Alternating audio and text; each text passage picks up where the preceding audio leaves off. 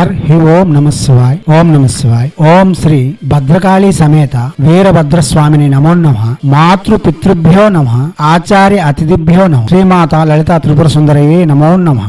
శివశక్తి స్వరూపులారా, మానవ జీవనం అవలంబిస్తున్న మనకు వద్దన్న శత్రువులు పుట్టుకుని వస్తారు. మనం జీవితంలో అధిగమించినప్పుడు, వాటమిని చవిచూసినప్పుడు, వాటమిలోనే జీవితం గడుపుతున్నప్పుడు మనలను హేళన చేసేందుకు లేక వారి యొక్క కాలయాపన గుసగుసలాడేందుకు మన యొక్క చరిత్రలు వారికి ఉపకరిస్తూ ఉంటాయి. అది విని తట్టుకోలేక మనం మరణమే శరణ్యం అనుకునే స్థాయిలోనికి దిగజారుతాం. ఇటువంటి పరిస్థితిలో కూడా శత్రువులు మనలను దాడి చేస్తున్నా లేక శత్రువుల యొక్క వేదన అధికమైన మనకు రెండో దారి కనిపించినప్పుడు దేవత వైపు చూస్తాం. ఆ దేవతలు కూడా తీవ్రమైన తీక్షణమైన దేవతలే అయితే మన శత్రువులను నిర్జించగలిగితే మనకు సంతోషం కలుగుతుంది, మన యొక్క మనస్సు ఆహ్లాదం అవుతుంది. కాబట్టి ఇటువంటి ప్రత్యక్ష శత్రువుల కొరకు ప్రత్యేకించి చేయబడిన మంత్రములు చాలా వరకు ఉన్నాయి. దానిలో ప్రత్యంగిర దేవత యొక్క మంత్రములు చాలా వరకు ఉపకరిస్తాయి. కాగా ప్రత్యంగిర యొక్క నామం తలంచడం మాత్రమున మనకు పరప్రయోగములు తొలగిపోతాయి, దిష్టి దోషములు తొలగుతాయి. కాబట్టి ఇప్పుడు చెప్పబోయే మంత్రము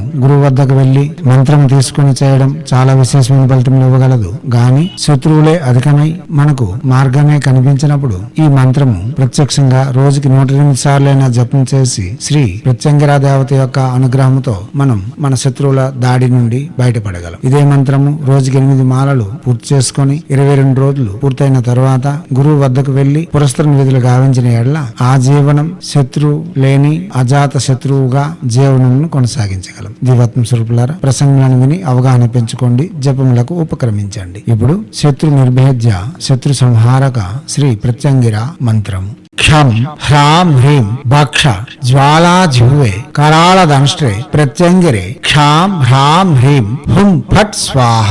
మంత్రం మరోసారి. క్షం హ్రాం హ్రీం భక్ష జ్వాలా జిహ్వే కరాళ దంష్ట్రే ప్రత్యంగిరే క్షాం హ్రాం హ్రీం హుం ఫట్ స్వాహ.